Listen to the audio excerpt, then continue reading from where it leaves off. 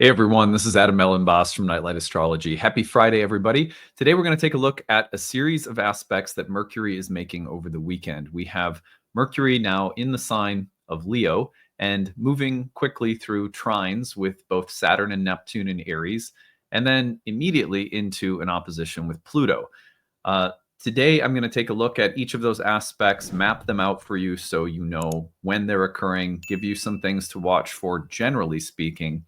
And then because of the big opposition between Mercury and Leo and Pluto and Aquarius, that is probably the most potent aspect of the weekend. I'm going to focus a little bit more on that one. And as I was doing yesterday, we're going to explore a little bit of the dichotomy between air and fire. The air and fire opposition, even though both elements were traditionally considered masculine or yang, so to speak, the opposition between the two can show up in some really interesting ways. So we're also going to look at what a more dynamic, stressful, maybe even antagonizing relationship between air and fire could look like over the weekend. So on that note, before we get into it, as always, remember to like and subscribe.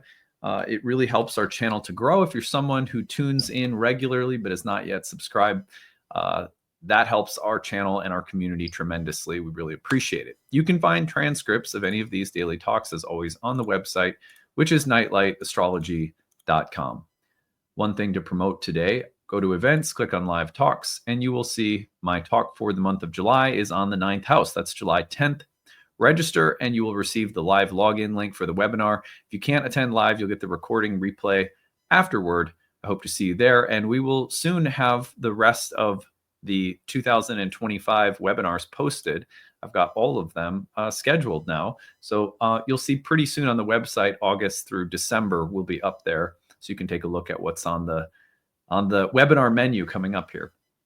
Okay, well, on that note, let's turn our attention over to the real-time clock and let's take a look at these aspects that are forming in sequence. Now, yesterday we had a Mercury-Uranus contact at those last anaretic degrees of Cancer and Taurus. Today, Friday, June 27th, right away, we see Mercury moving into Leo, into the trine with Saturn. Whoa, the big arrow's out. You know, it has been a while. It really has been a while since the big arrows made an appearance. I got to feel pretty good about that. All right, so there's the trine, Mercury to Saturn.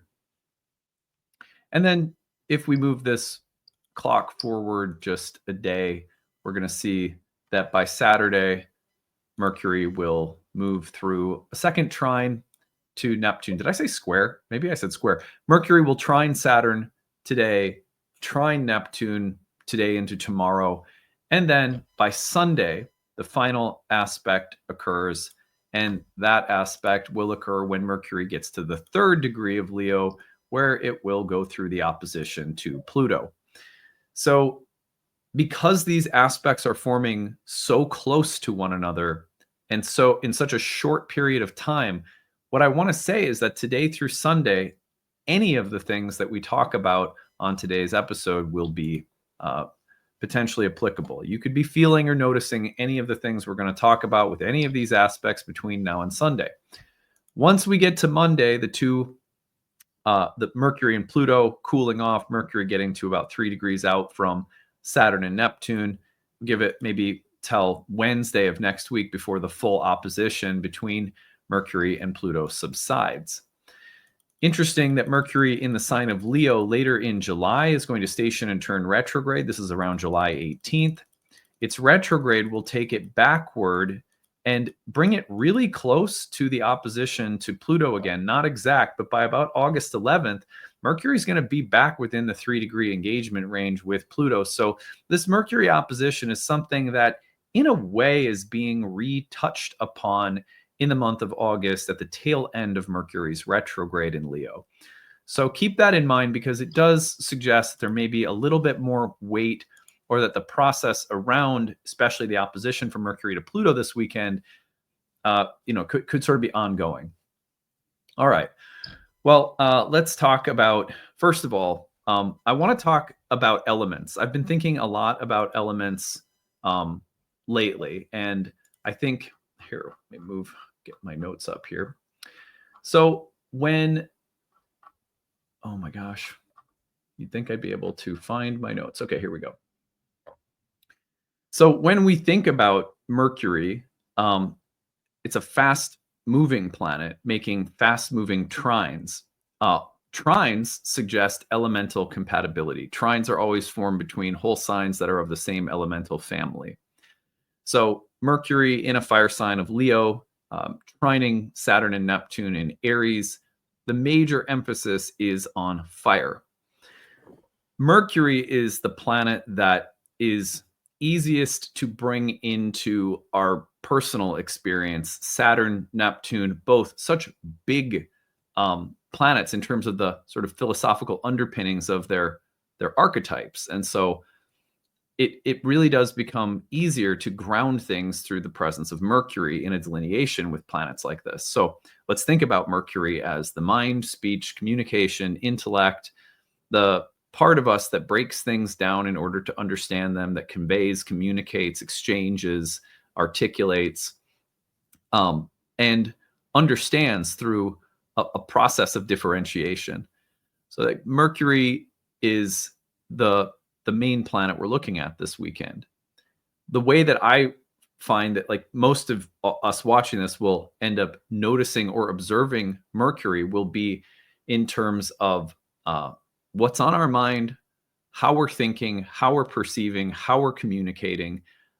Thoughts, words, and ideas will become a central part of how the weekend is experienced. Now, let's think about the contacts with Saturn and Neptune. Mercury trining Saturn and Neptune. The trine is of the nature of Jupiter, and that typically means that you're building cohesion, or you're building consensus, or you're developing momentum, you're growing things, or you're finding beneficial resources or support that builds toward unity, coherence, develops, provides momentum, etc. So consider it a beneficial aspect on that level where things tend to flow together. Now we're thinking about Mercury and Saturn, very principled, very deliberate and serious, very structured, sometimes a little rigid.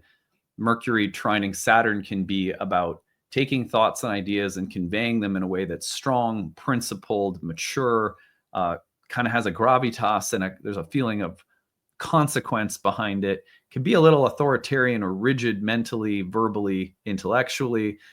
Add in Neptune, and we're thinking about something that now has an element of imagination, inspiration, and sort of otherworldly fantasies and longings behind it. That hallmark of the Saturn-Neptune combination is therefore about dissolving rigidities in terms of expanded visions, or sort of enhancing principled, deliberate, intentional, focused, or structured things by, sort of, they become more real somehow. It's like things that have been maybe subtle or invisible become more tangible and structured and crystallized. So it's a fascinating trine when Mercury in Leo is sort of hitting these planets together, where it feels like there's a fiery, very creative, animating force that's coming through that could be, on the one hand, sort of fanatical and rigid and idealistic, and stubborn and inflexible and sort of egotistical. And finding support between the planets on that level might look like things gaining momentum that are a little heavy-handed or authoritarian. That kind of energy is sort of ramping up and gaining momentum behind it. On the other hand, you could see that, maybe visions that require discipline and willpower and a sort of mature approach, and even a degree of confidence and aggressiveness and assertiveness in order to work.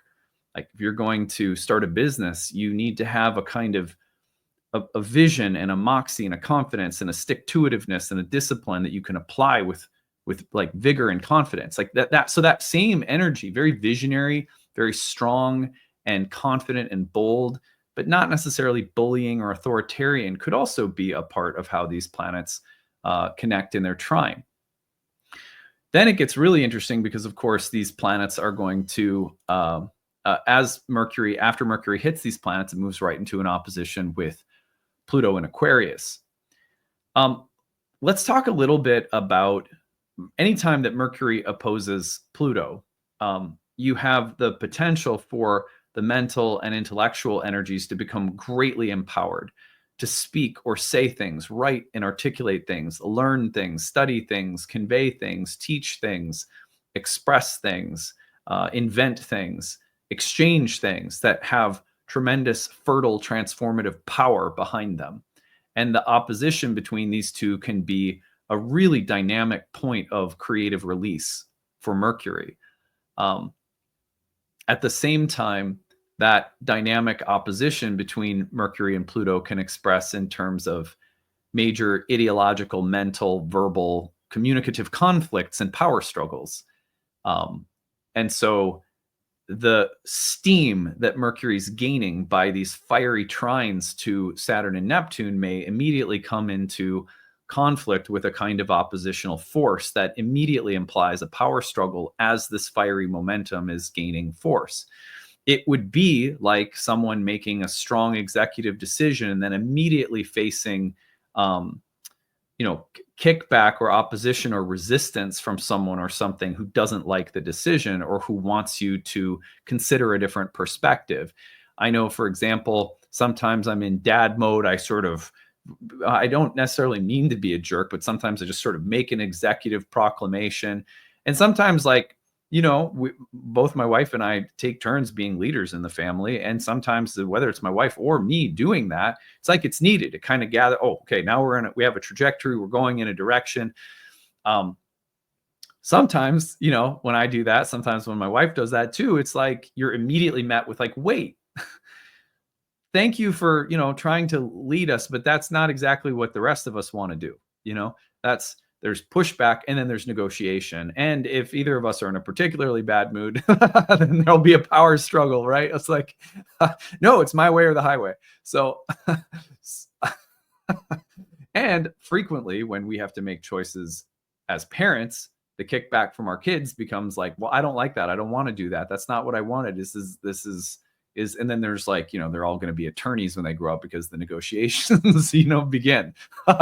So I feel like this fiery momentum that's gathering with these trines today and tomorrow on Sunday may be met with a kind of crisis of resistance, oppositional tension or struggle, or, like pushback.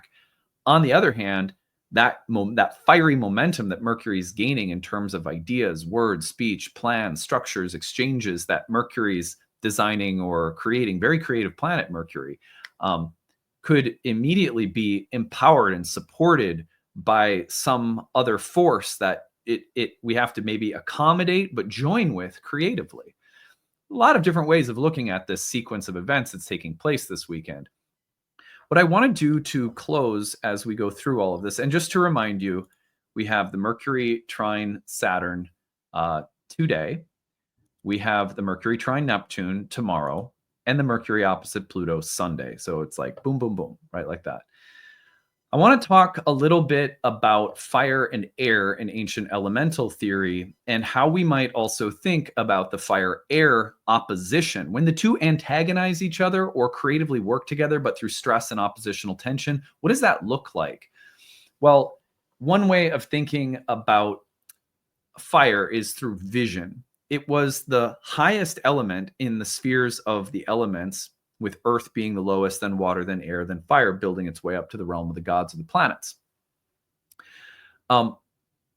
Fire being the most ethereal was associated with vision, like the image of an archetypal ideal. Not surprisingly, fire and the sun are related on this level. Fire comes up with the image that becomes the focus of ambition or intention or activity. Air is the way in which that vision is articulated within a social realm, or it's you start to go from how do I see the vision being articulated in terms of the plans that will allow for this vision to become something substantive, which eventually requires earth. Not surprisingly, fire and earth are opposites. The actual formal product of a vision is earth. So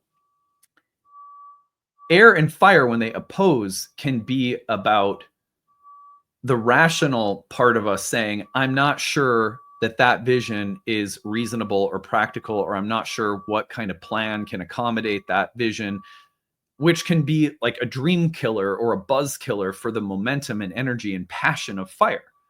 It's like, why are you thinking so much? Let's just go with it. I think inspiration versus mental articulation of inspiration into feasible plans is another way of thinking about it. So you may find those things, in a dynamic and maybe stressful conversation. Fire is very passionate and directed and sort of singular, whereas air tends to be multiple and dispersive. And so where fire will come through with a strong passion, it can be a real dream killer in an oppositional tension with an air sign. All the fire and air signs can be sextile or opposed to each other. And so we think about, I'm passionate, I have a direction I want to go in, and air might say, well, why not this or that, or why not consider multiple different options? So given the strong amount of fire that's coming together, the sense of there being where there's a will, there's a way, there's inspiration, there's focus, there's vision, there's drive, there's ambition, there's all of this charisma coming through. Air can be very dispersive and antagonizing by saying, well, I don't know, maybe this, maybe that, maybe something else. That can also be naturally a very good thing for something that's coming through. A hallmark of fire being rigidity. There can be so much momentum and drive that you don't stop to think about, well, what's the smart way of doing this? Or have you considered other options? Can we maintain passion and charisma while, bringing in that curiosity? I think you can see fire is going to be more intuitive and spontaneous, driven by will and passion. Air is going to be more rational, social, curious. Again, so how are those things dialoguing over the weekend? I often feel like in an opposition, there'll be one person that will represent one side of the opposition, and someone else you're working with, dealing with in your family or your love life, whatever, that will represent the other in the exchange while the aspect is happening. So it helps to refresh on these things because you can understand and appreciate the different perspectives. I think that one thing that is a very clear difference between fire and air is fire is much more individualistic. Air is much more social.